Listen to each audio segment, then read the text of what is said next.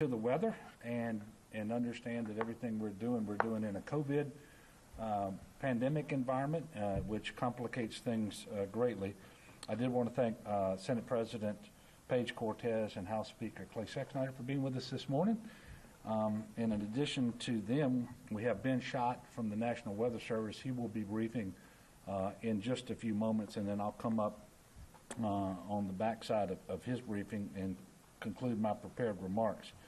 Obviously, we have a very unique situation with two storms that are unfortunately headed towards Louisiana.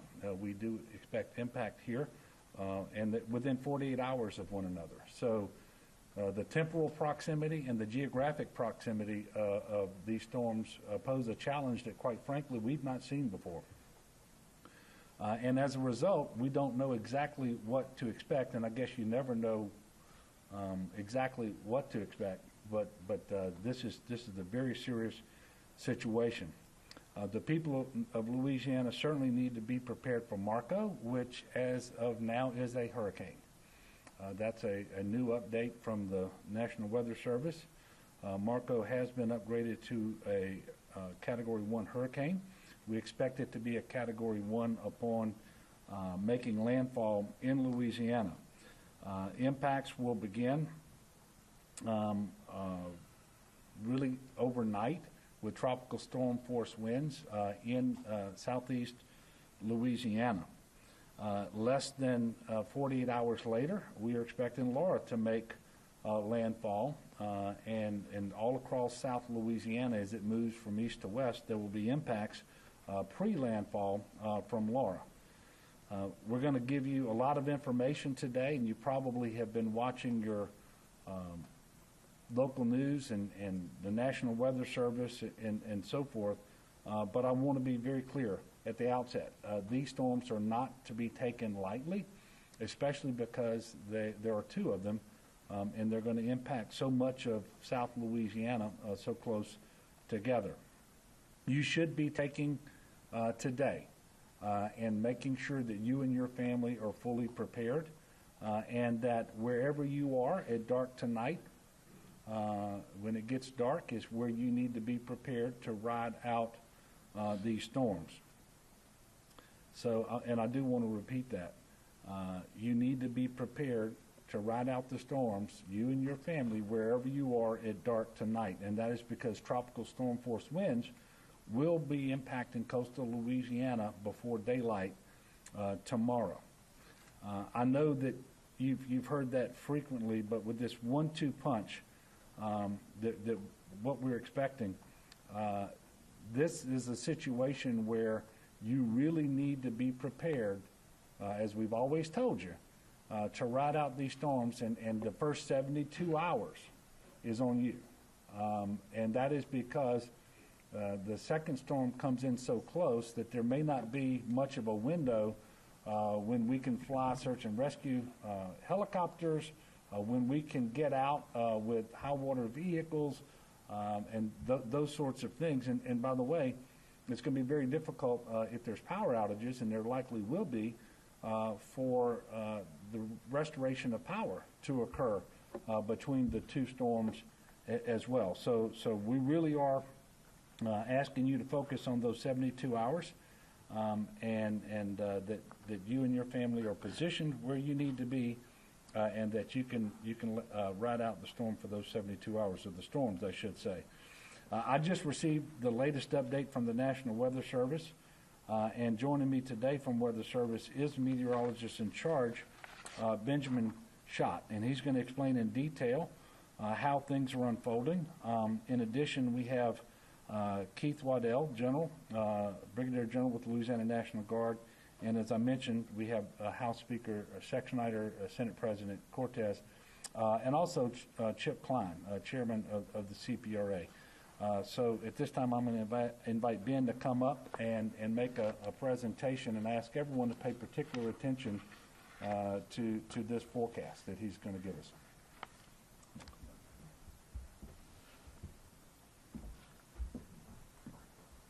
Good morning, everyone. I want to thank the Governor for inviting us at the National Weather Service to this briefing. We have, like you mentioned, a 1-2 punch that's going to hit the state of Louisiana. So I want to elaborate a little bit on the threats of each of the storms, some of the timing, and some of the things that we'll be facing as we see both Hurricane Marco and right now what is forecasted to be Hurricane Laura later this week. Marco, as the governor just mentioned, has now been designated as a hurricane. It will continue to move across the Gulf of Mexico over the course of today, and we'll see the impacts reaching the Louisiana coast sometime during the early morning hours and into the daytime of tomorrow. When it reaches close to the mouth of the Mississippi, it will take a slight jog to the west, but at the same time, it will also start to diminish slightly. So with that being the case, I think the number one thing when it comes to Marco is not to get so fixated on the category. We always hear the phrase, it's just a Category 1. Unfortunately, Category 1 hurricanes still put a lot of people at risk to not only lose property but also their lives. And so with this storm, though the winds may not be the greatest threat, there will be a significant threat when it comes to the rainfall. In southeast Louisiana has a good risk for significant amounts of rainfall, which can create flash flooding and dangerous conditions for anyone who may be trying to travel through this storm as it makes landfall. Also, as Marco becomes on shore, there will be issues with coastal flooding and with storm surge. There will be a continuous flow of water into areas across coastal Louisiana, which will just enhance the coastal flooding even beyond Marco's reach and into Laura's reach later on in the week, which I'll elaborate a little bit more as I talk about Laura next. The storm surge for most of the area from the west bank of the Mississippi and to the west will be somewhere in the 3 to 6 foot range with maybe some local higher amounts.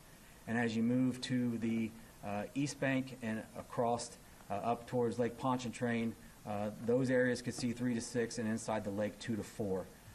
These are enough to cause issues, and for folks who have interest along the coast, they need to make sure, like the governor said, that they're taking action now. That window is closing quickly. Also, with Marco, there is the usual threat of isolated tornadoes, but those will be a little bit more widespread than what would be through a normal severe weather event. So that window with Marco moving out of the area will start to happen on Tuesday. It will be a slow move as it transits across the state and moves towards the Texas line. So it will not approach the state of Texas until roughly Tuesday evening. At the same time this is occurring, what should be at that point Hurricane Laura will be working its way towards the state. And the first impacts for it may be seen as early as late Tuesday night along the southern coast of Louisiana. With it, it may have a pretty significant wind punch because we are talking right now forecasting a Category 2 hurricane. The storm surge along southern Louisiana could be as high as 7 to 10 feet, if not a little bit higher in some spots, depending on the exact track as it moves into the state. As you get a little bit further to the east of the mouth of Mississippi, there will still be some storm surge there. It will be lesser. But those interests there will still see that coastal flooding that I mentioned before, because at this point we would have had 3 or 4 days of winds pushing that water inland. And so a lot of places that see significant flooding in these situations will only be compounded by the second storm surge and the second wave of water that will be coming in with Laura. With Laura, there will be also the possibility of heavy rainfall. Both events could see 5 to 10 inches with localized amounts of 15. And it is possible that some places, especially in the south central portions of the state, may see bands that overlap each other from both storms. And so therefore it is possible that there could be some spots within the state that will be measuring rainfall in 1 to 2 feet instead of in just inches. So there are significant impacts from these storms that go beyond the wind. And I think water is the one that we need to respect the most, whether it be at the coast with the surge or coastal flooding, or whether it be inland with the heavy rain and flash flooding.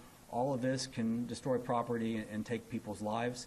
And now is definitely the time for folks to finish those last preparations as we have the 1-2 punch come in. Thank you.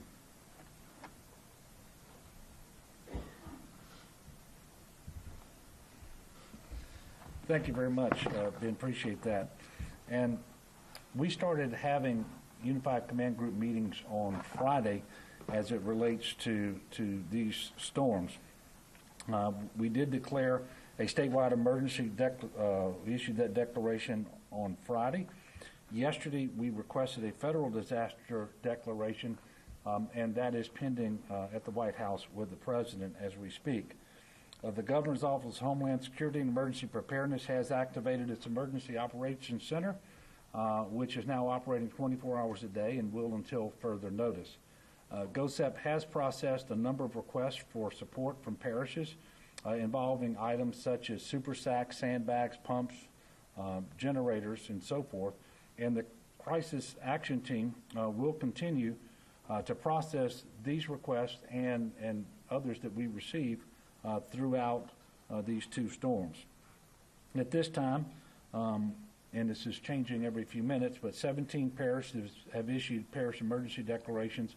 Another 17 or so are in the process of doing that, and we will expect more to follow.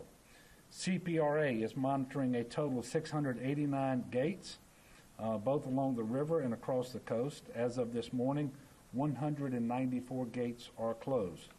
CPRA continues to provide modeling data for gate closures to all levee districts and parishes, and we'll be sharing that modeling with the parishes in a call later this afternoon. As you all can imagine, we've not yet, before this week, had an occasion to need to model two storms coming in close proximity like this, and trying to figure out what that storm surge is going to be is very difficult. But as Ben just told you, the primary threat from these hurricanes, and look, we have to take it all seriously. The wind is certainly a hazard, can spin off tornadoes, but this is primarily going to be a water event, both because of the storm surge and the flooding because of rainfall and river flooding. And all of that is related because the rivers can't discharge and empty and drain so long as the storm surge is building up and that southeast wind continues. And if those bands from one or more of those storms set up and become stationary over the same area, you know that there's going to be a heavy rainfall. So this is primarily going to be a water event, and trying to figure out what that storm surge is going to be is tough. But what we know is there's going to be storm surge from Marco. We know that water is not going to recede hardly at all before Laura hits. And so we've not seen this before, and that's why people need to be paying particular attention. In Grand Isle, the CPRA has provided and funded super sacks that are being deployed by the National Guard along the Gulf side to protect the levee. Also provided two 500 kW generators that have been delivered, and additional pumps are being sent to Grand Isle today. In Plaquemines Parish, crews are dredging the Empire Lock so that structure can be closed. In St. Bernard Parish, 3,000 field sandbags were delivered by SLIPFA East, and 25,000 sandbags were delivered by the Corps of Engineers. These sandbags will be deployed in areas outside of the hurricane risk reduction system, like Wood Lake, Delacroix, and other areas. 3 pumps were delivered yesterday, and another 3 will be delivered to St. Bernard today. The National Guard is pre-positioning its personnel and assets, including high water vehicles, across southern Louisiana, and they are continuing to position super sack, sandbags, generators, and so forth. And obviously, they're delivering those assets across South Louisiana. There are currently 1,800 guardsmen on drill duty who are ready to provide support.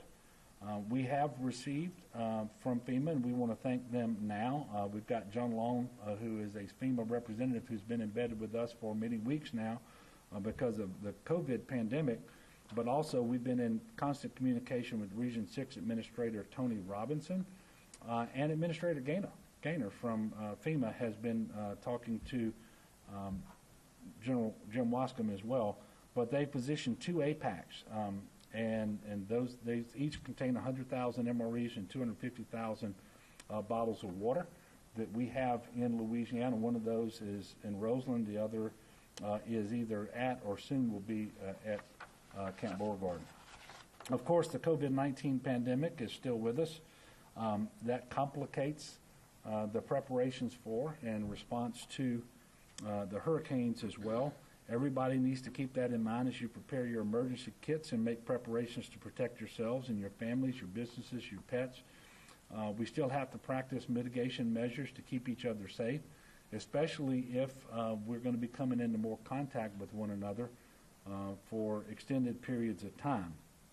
In addition to the traditional emergency items, your kit should contain masks or face coverings, 2 per person if possible, hand sanitizer, disinfectant wipes and sprays if available. And remember, we are encouraging everyone over the age of 2, if possible, to wear a mask unless you have some medical condition that prevents that. COVID testing will pause on Monday and Tuesday in terms of our community-based testing sites that we've been administering across the state of Louisiana. Likely because of the way these storms are positioned now and the forecast that those closures may continue for additional days in the week. We will keep you updated because obviously testing is incredibly important and we want people to be tested as soon as possible. Certainly if you're symptomatic or if you've been exposed to someone with COVID. The Department of Health did update the numbers a few moments ago. I'll share those with you. And before I do, remember we didn't report on Saturday, so these are the numbers for both Saturday and Sunday. The last time we reported was Friday. Sadly, we're reporting 59 new deaths today, COVID-19, and we are reporting 1,200 new cases of COVID-19. Again, those are for 2 days. The good news we have is that hospitalizations COVID-19 around the state are down to 941. That's 109 below the number that we've reported on Friday. And we are also reporting that 152 of the 941 are on mechanical ventilators. This is an important reminder when it comes to sheltering in place. We still have a lot of COVID-19 in Louisiana, tens of thousands of cases across the state, and as many as half of which are completely asymptomatic. And so that makes this a very difficult emergency to manage without having the natural disaster on top of it. So please protect yourselves and your family against COVID to the maximum degree possible. And all of the mitigation measures we've been talking about are those that we have to follow now. It's just that they're even more important. So wearing your mask, physical distancing, washing your hands, and so forth, incredibly important. But because of safety concerns associated with the pandemic, congregate sheltering will be a last resort for people who need to evacuate and need shelter. And right now there are a few mandatory evacuations that are in place. And this is one of the reasons we need everybody paying attention to the local government, because they will be the ones announcing evacuations, whether they're voluntary or mandatory. And I suspect those numbers, the areas that are going to be under evacuation orders will increase over the next several hours. But right now, mandatory evacuations are in place for East and West Bank of Plaquemines Parish, Golden Meadow and Lafourche, and Grand Isle in Jefferson Parish. For those who must evacuate, this is what you need to do now. Plan to stay with family or friends or make hotel or motel reservations in a safer area. If you can't avoid sheltering in place with people outside of your household, you should.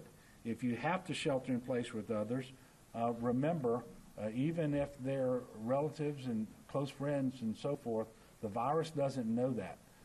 And so try to stay cohorted by a household as much as you can and physically distant. Wear masks, even in the home. That's incredibly important. If you do not have these options and need transportation, you should contact your Office of Emergency Preparedness. You can find contact information under Contacts at getagameplan.org. Everyone should, as I mentioned before, make plans, be prepared for the first 72 hours. Obviously, if you're in duress and need help, we're going to get to you as soon as possible. But as soon as possible may be longer than it ordinarily is because we got the second storm coming in so soon behind the first one, and with tropical storm winds that are going to be impacting the same areas of Louisiana. I can tell you that today we've had approximately 500 inmates from Plaquemines Parish Jail that are being evacuated to a facility well north of I-10. The Department of Corrections is in constant contact with the Sheriff's Association and local sheriffs in high-risk areas in case evacuations do become necessary. The Department of Corrections started coordinating with the Sheriff's Association on Thursday for possible evacuations. And of course, they have at the Department of Corrections adequate PPE for so that they can take all the necessary precautions on inmate movements as it relates to protecting the inmates and others who are working those evacuations. In preparations for the storms, the Department of Corrections has more than 20,000 filled sandbags on hand at state prisons, and the department has sand and more than 70,000 empty sandbags that are ready to be filled by inmates upon request from local OEPs. Probation and parole agents are assisting with evacuations and hospital security for inmates who may be in the hospital for medical needs.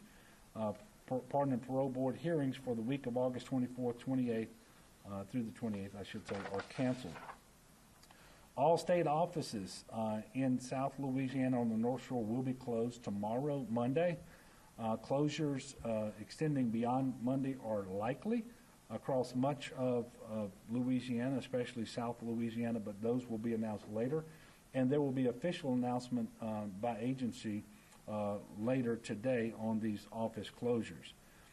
We do know a lot of people are concerned about food right now, and if we meet the federal disaster criteria for a DSNAP program, we will certainly make that request and put it into motion. Obviously, it's too early to know whether we're going to meet those criteria. DOTD staff are on alert and have mobilized their high water signs, barricades, and other equipment that may be needed to address issues related to the storm. All tolls have been removed on the LA1 bridge, as well as all collections on the Cameron Ferry. We will monitor to determine how long those collections will be suspended and how long the ferry will operate. Debris contractors and monitors have been notified, and we are coordinating with them. Task Force Bus has been activated. Now, this is the program where we activate school buses. We've actually identified 91 school buses, and we've begun staging the first 40 of those. They were split in the southeast and southwest, and I know the southeast staging site will be Lamar-Dixon, and we're trying to figure out exactly how many will go to Lamar-Dixon and how many will go to the Lafayette area. And we, again, thank the National Guard because they will be providing the licensed drivers for these school buses. We also have activated a contract with a coach bus contractor. I believe it's 110 buses, coach buses that will be positioned in Louisiana by dark tonight. Obviously, we're hopeful that we won't have to use these buses, and if we do, there are complications because you can put fewer people on a bus now than you can if it's not a COVID environment. We are encouraging everyone to use 511la.org or the 511LA app to see what state routes are open or closed. Many routes are closed ordinarily because of maintenance, but as high water becomes an issue, you will see more roads closed, and you can get real-time information at 511la.org. And what we know in storms like this is most people who die from these storms die because of water. And in many cases, that's with people driving, and they know that the road is underwater. They don't know how deep it is. They assume it's going to be safe to cross, and ultimately it proves not to be the case. So I'm going to encourage everyone, please make sure that you don't do that. If you don't absolutely know for certain that it's safe, don't cross standing water. Quite often there's current that is imperceptible to you while you're in the road, but it doesn't take much current to wash your vehicle off the road and sometimes into much deeper water. So please be careful with that. This situation remains somewhat fluid. The forecasts are changing a little bit. We think we have a pretty good read on Marco. The Laura coming behind it will change a little bit in all likelihood. But we're going to give one more press conference update today at 6 o'clock, which will follow the afternoon update from the National Weather Service, and we'll have more information not just on the weather, but on our preparations across the state of Louisiana. And we'll have updates on closures of state agencies and so forth if that actually changes between now and then. So with that, I'm going to take your questions, and you can feel free to ask me a question, Ben, and really any of the individuals that you see up here. Yes, sir, Greg? Governor, how will these storms impact your decision on whether or not to extend your order, which you would generally have decided, announced